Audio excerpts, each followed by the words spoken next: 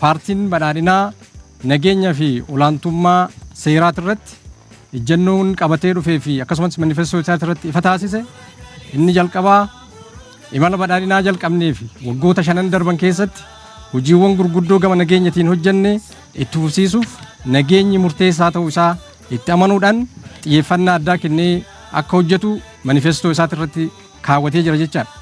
Dhimma nageenyaa yoo ilaallu dhimmi nageenyaa dhimma sirna heeraa fi dhimma seeraa fi heeraa mirkaneessuu akka ta'e ni amana. Kana keessatti hirmaannaan lammiilee gama hundaan akka jiraatuuf paartiin keenya cichoominaan ni hojjeta.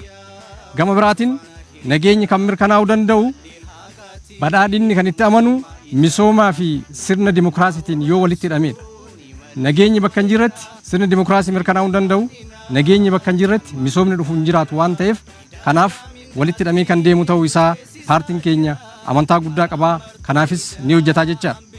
Gama biraatiin paartiin keenya nageenya waaraa fiduudhaaf dhaloota irratti hojii hojjetamuu fi nageenyi gamaa gamatti akka taru karaa biraatiin maraammartoo walitti bu'iinsaa yeroo dheeraadhaaf keessa ture keessaa baanee dhaabbileen nageenya irratti hojjetan walaba ta'anii akkasumas dhaabbileen haqa irratti hojjetan karaa bilisummaan isaanii eeggameen akka hojjetaniif sirreeffama gurmaa'insaa adda addaa taasisuudhaan hojii bal'aan jaarmiyaalee sirreessuudhaaf hojjetamaa ture kuni cimee kan itti fufu ta'a jechaadha.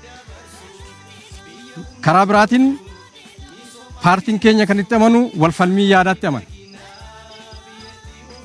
Nageenya mirkaneessuudhaaf walitti bu'iinsaan osoo hin taane walfalmii yaadatiin kan deemnu ta'uu isaa asumaan kaasuu barbaanna.